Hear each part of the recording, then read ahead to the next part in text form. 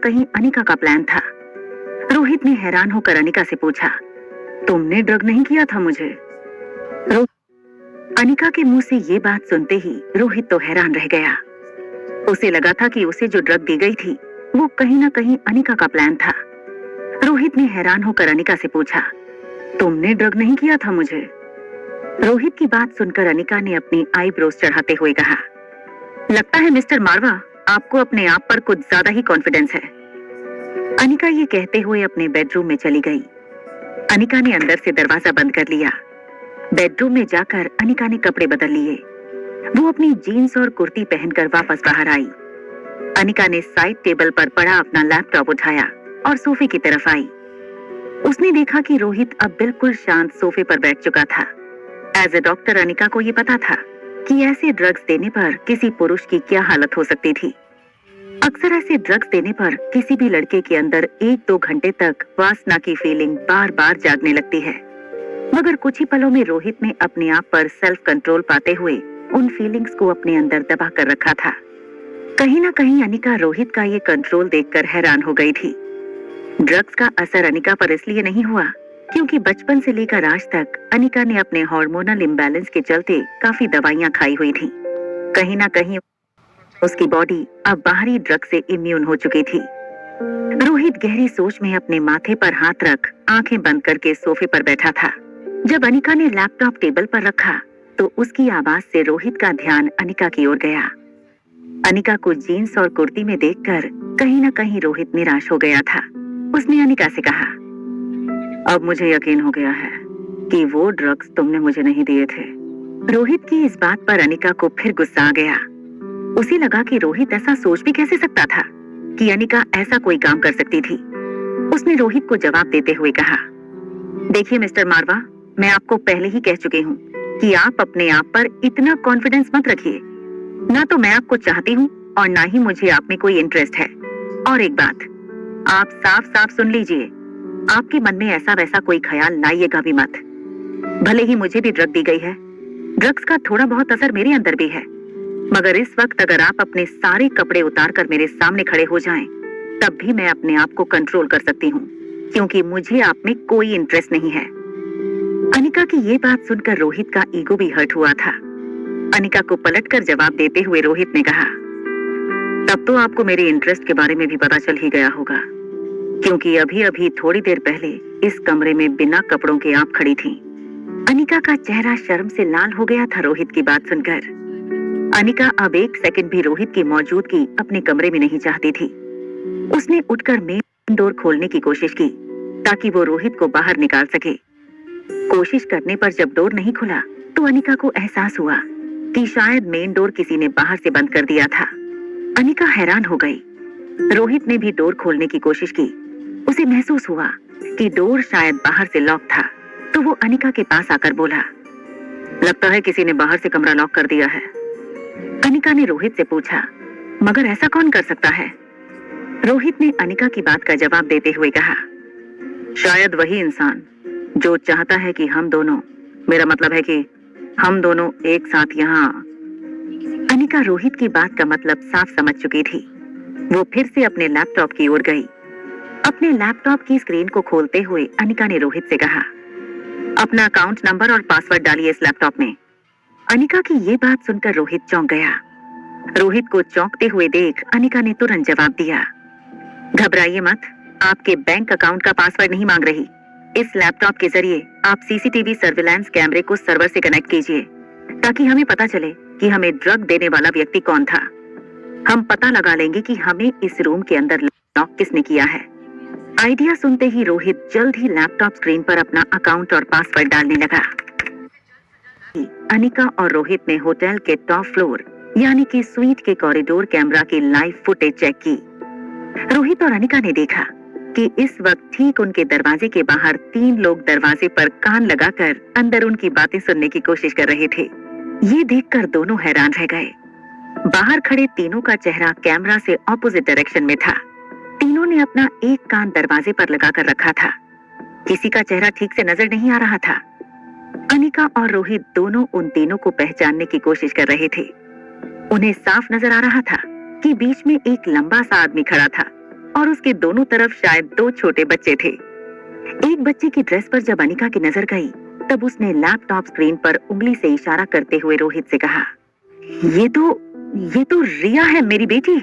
तभी रोहित की नजर दूसरे बच्चे के जूतों पर पड़ी और रोहित ने जूतों की ओर इशारा करके अनिका को बताया, और ये तो मेरा बेटा आर्यन लग रहा है। किसी का चेहरा साफ साफ नजर न आने की वजह से उन तीनों को पहचानना मुश्किल हो रहा था, मगर लंबे आदमी की हाइट वाले लड़के के बॉडी जेस्चर को देखते हुए रोहित को ये पता चल चुका था कि वो बीच वाला आदमी और कोई नहीं बल्कि उसका कजन सनी था। देखते ही रोहित का गुस्सा 7वें आसमान पर चढ़ गया था। अनिका ने रोहित की ओर देखकर उसे ताना मारते हुए अनिका ने कहा, अब समझ में आया कि ये अश्लील हरकत किसने की थी। मिस्टर मारवा, ये बीच में खड़ा आदमी तो मुझे आपका छोटा भाई सनी लग रहा है, और उम्मीद भी क्या की जा सकती है आपके छोटे भाई से। क्यों मिस्टर मारवा? रोहित को देखकर ऐसा लग रहा था जैसे अगर आज उसके हाथ में क्रिकेट की बैट दे दी जाए तो वो सनी को गेंद समझ के पीटने लगेगा। जब प्रेसिडेंशियल स्वीट 2402 में ये सब कुछ चल रहा था, जब अंदर ये सब कुछ चल रहा था, तब बाहर सनी और दोनों बच्चे दरवाजे पर कान लगाकर सब कुछ सुन रहे थे। सनी ने बाहर से दरवाजा लॉक कर दिया था और फिर तीनों एक दूसरे की ओर देखकर हंसने लगे। सनी ने दोनों बच्चों को चुप रहने का इशारा किया और तीनों दरवाजे पर कान लगाकर अंदर की बातें सुनने की कोशिश करने लगे। जब अंदर अनिका और रोहित एक दूसरे पर कराटे के दांव आजमा रहे थे, तब अंदर से कभी टेबल के गिरने की आवाज आती तो कभी किसी चीज के टूटने की। अंदर से आती हुई आवाजों को सुनकर रिया और आर्यन घबरा कर सनी से पूछने लगे कि ये हमारे मॉम डैड आखिर अंदर इतना झगड़ा क्यों कर रहे हैं? ऐसा क्या नशा मिला दिया था सनी चाचू ने उनकी दवाई में? दोनों बच्चों को समझाते हुए सनी कहने लगा, देखो, मेरी दी हुई दवाई का असर सिर्फ बड़ों पर होता है, छोटे बच्चे अभी वो बात समझ नहीं पाएंगे। और घबराओ मत, अंदर जो कुछ भी होने वाला है वो हमारे मिशन को सक्सेस करने के लिए बहुत जरूरी है। रिया ने बड़ी इनोसेंटली सनी से पूछा, मगर कहीं ये दोनों एक दूसरे से झगड़ा करके एक दूसरे के हाथ पांव ना तोड़ दें। अगर ऐसा हुआ तो वो दोनों एक दूसरे से प्यार तो बहुत दूर, एक दूसरे को देखेंगे भी नहीं कल से।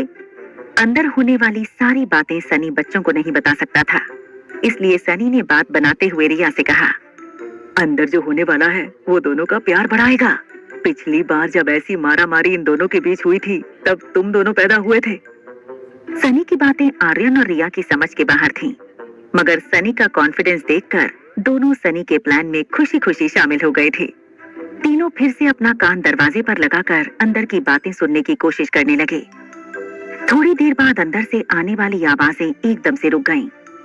जब अंदर का माहौल बिल्कुल शांत हो गया था, तब सनी एक राहत की सांस लेते हुए बच्चों से कहने लगा, लगता है अब दवाई का असर दोनों पर पूरी तरह से काम करने लगा है। अंदर एक्चुअली क्या हो रहा था उन बातों से सनी बिल्कुल अनजान था। उसे लग रहा था अंदर जो कुछ भी चल रहा था वो उसके प्लान के हिसाब से बिल्कुल परफेक्ट था। सनी ने दोनों बच्चों के कंधों पर हाथ रखा और कहा, अब जरा बच्चों मुझे ये बताओ कि तुम दोनों रोहित भैया को कब अपनी असलियत बताने वाले हो? रिया और आर्यन गहरी सोच में पड़ गए। रिया को एहसास हुआ कि कभी ना कभी इस बात पर से पर्दा तो उठाना ही पड़ेगा, मगर वो चाहती थी कि इससे पहले रोहित और अनिका दोनों को दोनों पेरेंट्स का प्यार मिले। नन्ही रिया ने कहा, बस एक बार मम्मा रोहित की दादी का इलाज कर लें, उसके बाद हम उन दोनों को सब कुछ सच सच बता देंगे। आर्यन भी चाहता था कि उसकी मॉम को सब कुछ सच पता चल जाए, ताकि उसे ढूंढने की उसकी मॉम की तलाश हमेशा के लिए खत्म हो जाए। आर्यन के मन में एक सवाल आया और उसने रिया से पूछा, अगर उस वक्त तक मॉम और डैड एक दूसरे के प्यार में नहीं पड़े तो हम क्या करेंगे? रिया ने बड़ी ही गंभीरता से इस बात का आंसर दिया, अगर आने वाले कुछ दिनों के गुजरने के बावजूद भी अगर मॉम और डैड एक दूसरे के प्यार में नहीं पड़े तो फिर हम उन्हें ज्यादा फोर्स नहीं करेंगे। फिर हम समझ लेंगे कि जो कुछ भी हो रहा है बस वही हमारी किस्मत में लिखा था। अभी अभी रिया ने जो बात कही थी वो सुनकर तीनों के चेहरे थोड़े उदास हो गए। सनी ने दोनों बच्चों के कंधों पर हाथ रखा और वो तीनों वहीं दरवाजे के बाहर बैठ गए।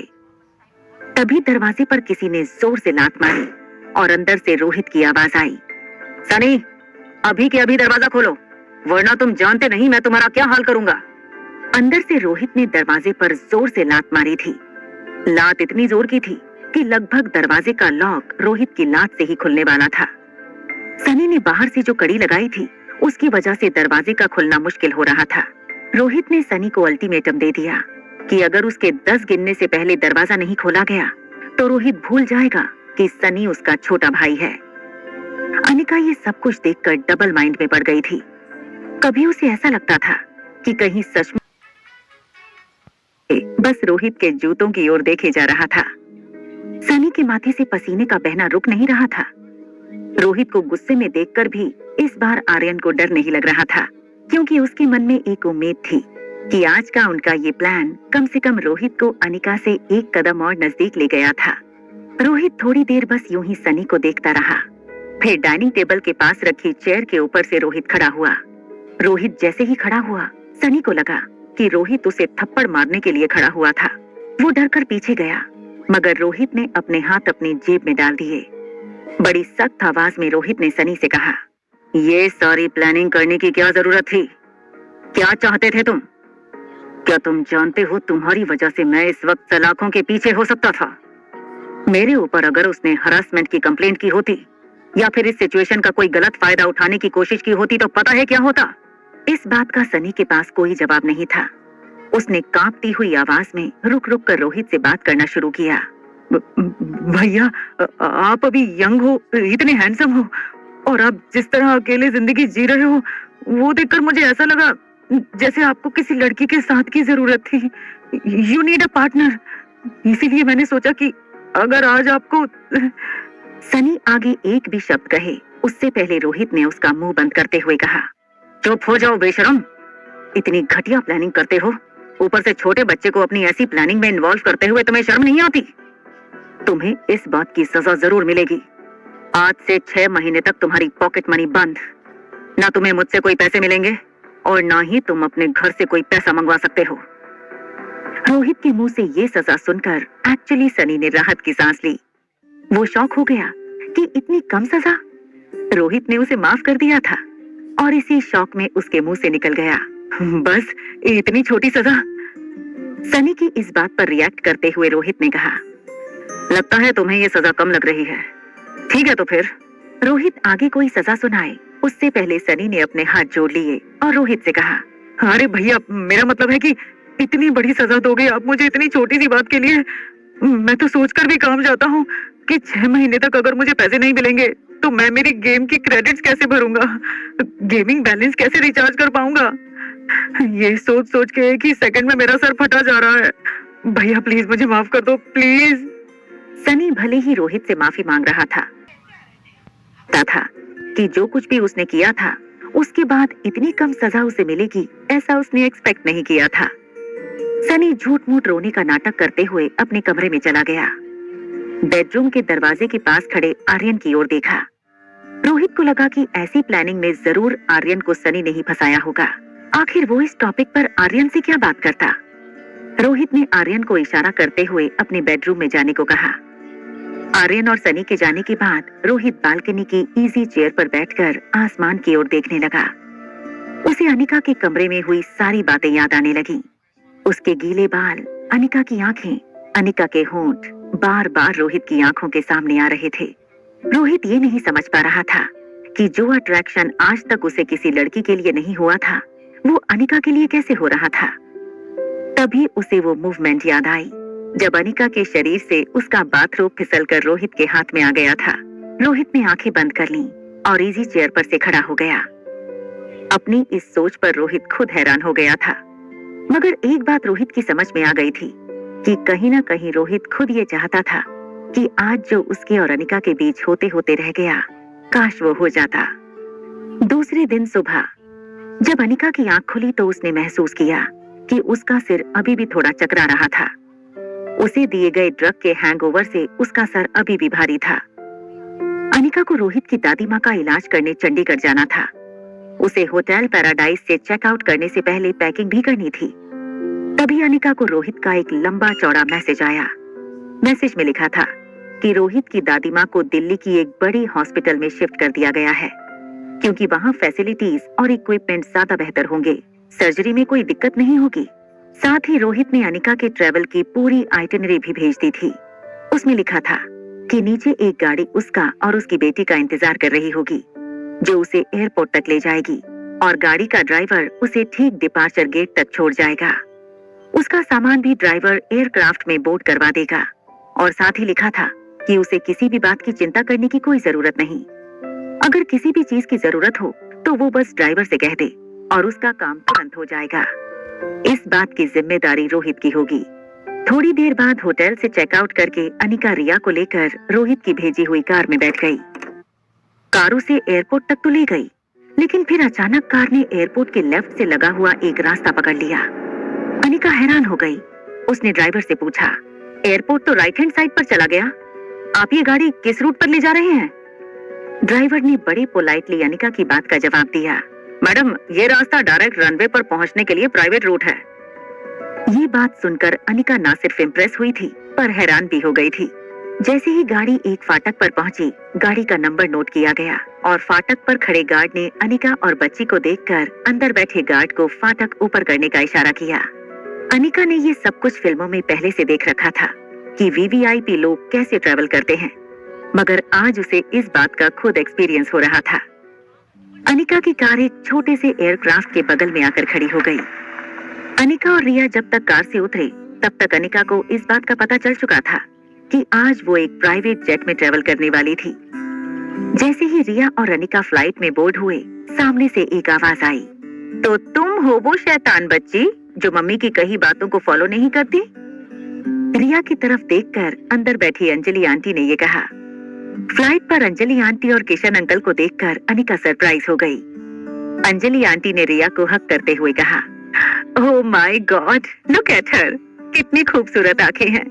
She looks like an angel, right from the heaven. Kishan ji ने रिया को अपने पास बुलाकर बैठा लिया। वो रिया के साथ बातें करने लगे। अनिका और अंजलि फ्लाइट के दूसरे किनारे पर बने एक छोटे से काउच पर बैठ गए। फ्लाइट अंदर से बेहद शानदार थी। एयरक्राफ्ट के अंदर 2 बेडरूम्स भी दिए गए थे। रोहित ने इस बात का खास ध्यान दिया था कि अनिका अपने ट्रेवल के दौरान सोना चाहती थी। अंजलि ने अनिका के सामने रोहित की तारीफ करते हुए कहा, रोहित अपने वादों का पक्का है और उसका टेस्ट ऑसम है, लाजवाब। आजकल के जनरेशन के लड़कों में ऐसा क्लास कहाँ देखने मिलता है। जब उसे पता चला कि तुम हमारी भांजी हो, उसने हम दोनों का ट्रेवल साथ ही फिक्स कर दिया। किशन अभी पूरी तरह से ठीक नहीं हुए। मैंने सोचा तुम रोहित की दादी का ऑपरेशन करने दिल्ली जा ही रही हो, उसी हॉस्पिटल में थोड़े दिन किशन भी अंडर ऑब्जर्वेशन रहेंगे तो अच्छा होगा। अनिका ने अंजलि आंटी से कहा कि वो सर्जरी से पहले थोड़ा आराम करना चाहती थी। उसने जब अपनी मेडिकल कंडीशन के बारे में अंजलि मामी से कहा तो अंजलि आंटी भी फौरन मान गईं। मामी ने अनिका से कहा, तुम रिया की चिंता मत करो, मैं और तुम्हारे मामा यहाँ उसका ख्याल रखेंगे। तुम अंदर बेडरूम में जाकर आराम करो। 1 घंटे के अंदर फ्लाइट ने दिल्ली रनवे पर लैंड किया। एयरक्राफ्ट से बाहर निकलने के बाद नीचे खड़े गार्ड ने चारों पैसेंजर के ऑफिशियल पेपर वर्क चेक की और उन्हें रोहित की भेजी हुई गाड़ी में बैठा दिया। रास्ते में अंजलि मामी ने अनिका से कहा, बेटा इफ यू डोंट माइंड, तुम अपने मामा को हॉस्पिटल की स्पेशल वार्ड में ले जाओ, मैं रिया को लेकर घर जाती हूँ। हम दोनों वहाँ थोड़ा आराम कर लेंगे, फिर तुम लोगों से मिलने हॉस्पिटल आ जाएंगे। अनिका वैसे भी रिया को हॉस्पिटल नहीं ऑफर को मान लिया और कहा, मामा की बिल्कुल चिंता न कीजिएगा और उनका ख्याल रखने के लिए मैं तो हॉस्पिटल में हूँ ही। मामा ने इस बात पर तुरंत आगे की सीट से पीछे मुड़कर कहा, बेटा जब से तुमने मेरी सर्जरी की है तुम्हारा मामा पहले से ज्यादा फिट हो गया है, और बेटा जब से तुम मिली हो हमें किसी बात की फिक्र नहीं। थोड़ी देर में गाड़ी दिल्ली की लाइफ केयर हॉस्पिटल की गेट में दाखिल हुई। ये हॉस्पिटल भी खुद मारवा परिवार की ही थी, मगर मनाली के मुकाबले इस हॉस्पिटल में काफी मॉडर्न टेक्निक्स और इक्विपमेंट्स मौजूद थे। देश भर के वीवीआईपी भी यहीं पर आकर अपनी ट्रीटमेंट करवाते थे। इस हॉस्पिटल में जाकर किसी को भी 1 सेकंड के लिए ये ख्याल जरूर आता कि आखिर ये हॉस्पिटल है या कोई 5 स्टार होटल। अनिका ने हॉस्पिटल के कुछ स्टाफ के साथ मिलकर किशन अंकल को हॉस्पिटल के वीवीआईपी वार्ड में एडमिट किया। एडमिट करने के बाद बेड पर लेटे हुए किशन मामा ने अनिका से कहा, बेटा अब मैं बिल्कुल ठीक हूँ। मैं तो चाहता था कि घर चला जाऊं और तुम्हारी बेटी रिया के साथ थोड़ा और खेलूं। बड़ी प्यारी बच्ची है। उसके साथ फ्लाइट में कब वक्त निकल गया पता ही नहीं चला। दिल करता है कि दौड़कर घर चला जाऊं, लेकिन तेरी मामी कहती है अभी और थोड़े दिन मुझे अंडर ऑब्जर्वेशन रहना होगा। अनिका ने एक प्यारी सी मुस्कुराहट के साथ मामा की बात का जवाब दिया। मामी ठीक ही तो कह रही हैं। थोड़े दिन और अंडर ऑब्जर्वेशन रहेंगी तो हर्जी क्या है। Better safe than sorry. Kishan uncle को वीवीआईपी वार्ड में सेटल करने के बाद अनिका को आईसीयू में जाना था। उसने रोहित की भेजी हुई अपनी दादी की सारी रिपोर्ट्स पहले से पढ़ ली थी। अब उसे जल्दी से सर्जरी शेड्यूल करनी थी और दादी माँ का इलाज करना था। उसे पता था कि ऑपरेशन सक्सेसफुल होने के बाद ही उसे उसके बेटे की इंफॉर्मेशन मिल सकती थी। जब अनिका ऊपर किशन मामा के साथ थी, तब आईसीयू वार्ड के बाहर रोहित का परिवार इकट्ठा हुआ था। रोहित के साथ छोटा आर्यन भी वहीं मौजूद था। परिवार के कुछ लोग रोहित का विरोध कर रहे थे और रोहित से कह रहे थे, तुम्हारी जिद की वजह से हुआ है ये सब। इस बच्चे के कदम है ही मनहूस। जब से मारवा खानदान में इसकी एंट्री हुई है, हमारे साथ सब कुछ बुरा ही हो रहा है। कंपनी लॉस कर रही है। और दादी माँ की हालत देखी तुमने? आज इस लड़के के कदम पड़ते ही उनकी कंडीशन और भी खराब हो गई है। क्या जरूरत थी चंडीगढ़ के अस्पताल से उन्हें यहाँ शिफ्ट करने की? रोहित एक रिस्पॉन्सिबल आदमी था।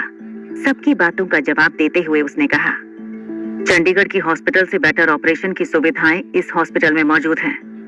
जाहिर सी बात है, उनकी सर्जरी सक्सेसफुल होने के ज्यादा चांसेस यहीं पर थे। और उसने जो भी डिसीजन लिए हैं, वो दोनों हॉस्पिटल में मौजूद बड़े बड़े डॉक्टर्स की सलाह से लिए हैं। ये बात सुनते ही परिवार की एक औरत ने कहा, मैं रोहित की बात से सहमत हूँ। इस सब में रोहित का कोई फॉल्ट नहीं। एक्चुअली जो कुछ भी दादी माँ के साथ हो रहा है, वो सिर्फ और सिर्फ इस शैतान आर्यन की वजह से हो रहा है। He does not deserve to be in the family. इसकी वजह से दादी माँ का एक्सीडेंट हुआ और आज इसके आते ही उनकी कंडीशन पहले से भी बदतर हो गई। नन्हे आर्यन को परिवार की ऐसी बातें सुनने की आदत बहुत पहले से थी। वो टेंशन में खड़ा बस सबको देख रहा था और भगवान से प्रे कर रहा था कि उसकी ग्रेट ग्रैंड यानी कि उसकी बड़ी दादी जल्द से जल्द ठीक हो जाएं। आर्यन को इस बात का भी टेंशन था कि कहीं अनिका वहां आकर उसे रोहित के साथ न देख ले। इसीलिए मौका देखते ही आर्यन ने रोहित से कह दिया, डैड, अगर ये लोग नहीं चाहते कि मैं यहाँ रहूं दादी माँ के पास, तो मैं यहाँ से चला जाऊंगा। आर्यन की ये बात सुनकर रोहित को परिवार के लोगों पर बहुत गुस्सा आ रहा था, मगर आर्यन ने रोहित का हाथ पकड़कर उसे प्यार से देखकर रिक्वेस्ट की, please let me go from here. एक लंबी सांस छोड़ते हुए रोहित ने हॉस्पिटल के एक पुराने स्टाफ से कहा कि वो आर्यन को हॉस्पिटल में ही बने प्राइवेट रूम में लेकर जाए। जैसे ही आर्यन वहां से निकला, अनिका तेजी से आईसीयू वार्ड की तरफ आई। आर्यन ने अनिका को आते हुए देखा। आर्यन हॉस्पिटल के स्टाफ से जिद करने लगा कि वो उसे अपनी गोद में उठा ले। जैसे ही स्टाफ ने आर्यन को उठाया, आर्यन ने अपना सर स्टाफ के कंधे पर रख दिया और पीछे की ओर देखने लगा, जिससे अनिका उसका चेहरा न देख पाए। अनिका का ध्यान आईसीयू के बाहर खड़े लोगों पर था। जब आर्यन अनिका की बगल से पास हुआ, तब अनिका का ध्यान उस पर नहीं पड़ा। अनिका आईसीयू वार्ड के पास पहुंची। इससे पहले कि रोहित अनिका का इंट्रोडक्शन बाकी के परिवार वालों से करवाता, आईसीयू के अंदर से एक नर्स बाहर आई और दौड़ते हुए परिवार के साथ खड़े एक डॉक्टर के पास आकर उसने कहा, sir please hurry up, I think we are losing her.